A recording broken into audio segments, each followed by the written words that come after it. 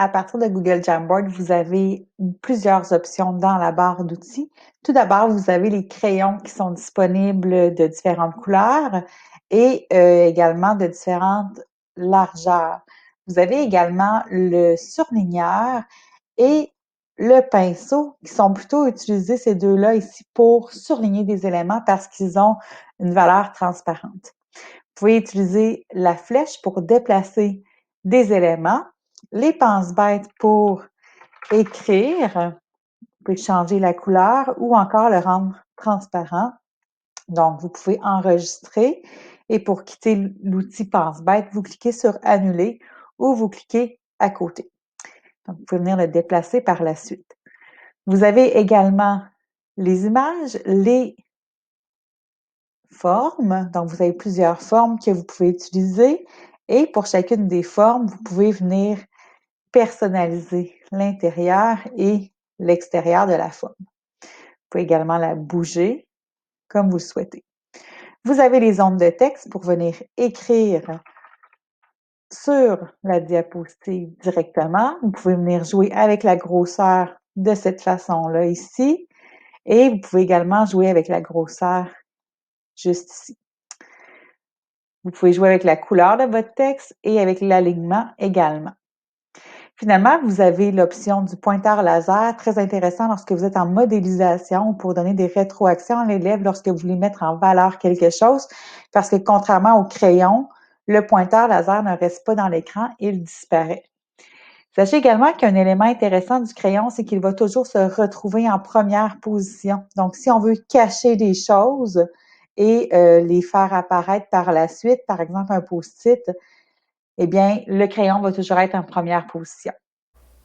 Sur la tablette, vous avez également d'autres options supplémentaires dans le petit plus qui sont très intéressants aussi à venir exploiter. Donc, les images, effectivement, vous pouvez aller rechercher sur Google Images. Vous avez également accès à la caméra et vous avez accès à du contenu directement dans votre Google Drive. Donc, si vous avez des éléments que vous pouvez aller chercher rapidement, ça serait ici. Vous avez également accès à la pellicule photo, mais également à des stickers, donc des petits collants qui vous permettent de venir appuyer là, de façon visuelle certains éléments. Donc, par exemple, de donner des rétroactions si on le souhaite.